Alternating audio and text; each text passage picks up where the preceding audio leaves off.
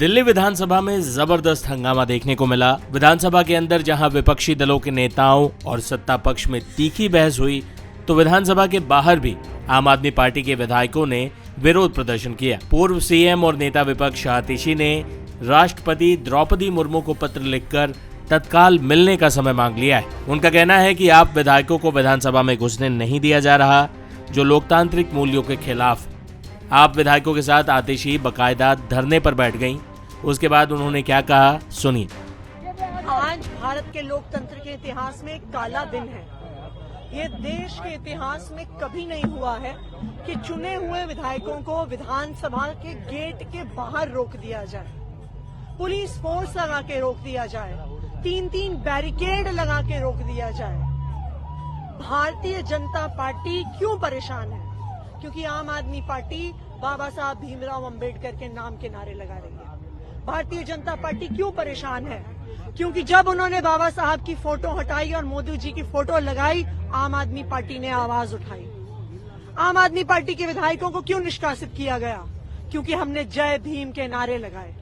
लेकिन भारतीय जनता पार्टी को ये पता होना चाहिए कि वो आम आदमी पार्टी के विधायकों को सदन से निष्कासित कर सकते हैं, विधानसभा के गेट के बाहर कर सकते हैं, लेकिन जय भीम का नारा, बाबा साहब अंबेडकर की जय जयकार इस शहर के, इस देश के चप्पे चप्पे में गूंजेगी। भारतीय जनता पार्टी ये नहीं रोक सकती है।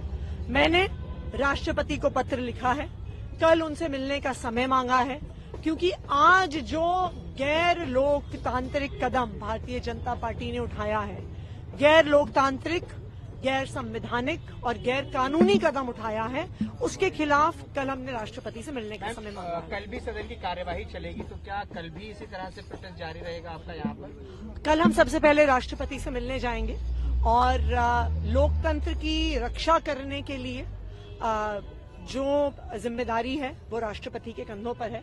इसलिए हम राष्ट्रपति द्रौपदी मुर्मू जी से समय मांग रहे हैं और कल उनसे जाकर मिलेंगे।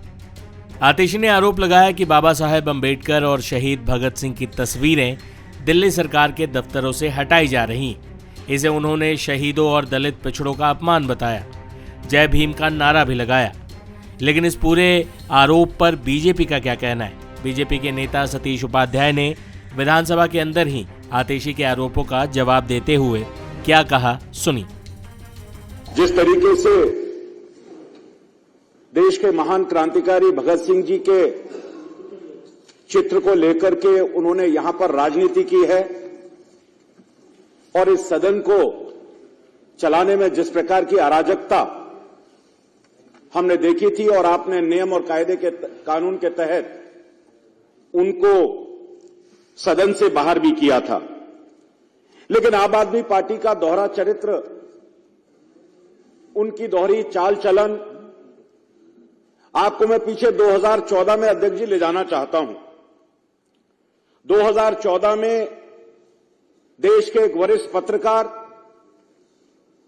मुझे उसमें नाम लेने में भी कोई दिक्कत नहीं है, प्रणब प्रसून वाजपेयी जी के साथ जिस तरीके का एक स्टिंग ऑपरेशन आया था, उस स्टिंग ऑपरेशन में उस समय के मुख्यमंत्री अरविंद केजरीवाल जी की आप अगर बॉडी लैंग्वेज को देखेंगे, जो उनके आपस का कन्वर्सेशन था, वार्तालाप को आप देखेंगे, तो किस तरीके से वो कहते हैं कि मैं भगत सिंह जी के चित्र को और भगत सिंह जी वाले विषय को आगे ले जाकर के बड़ा क्रांतिकारी कदम होगा और इसको लंबे समय तक टीवी चैनल पर चलाऊंगा।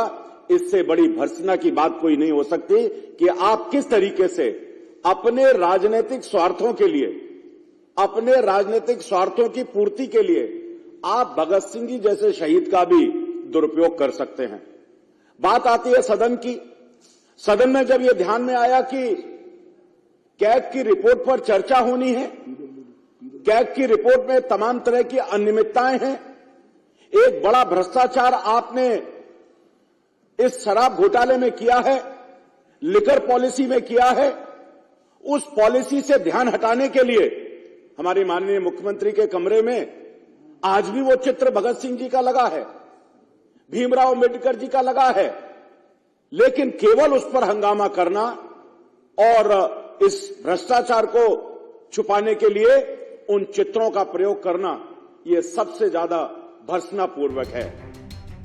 कुल मिलाकर दिल्ली विधानसभा के नए सत्र की शुरुआत ही हंगामा खेज रही, जो फिलहाल थमने का नाम नहीं ले रही।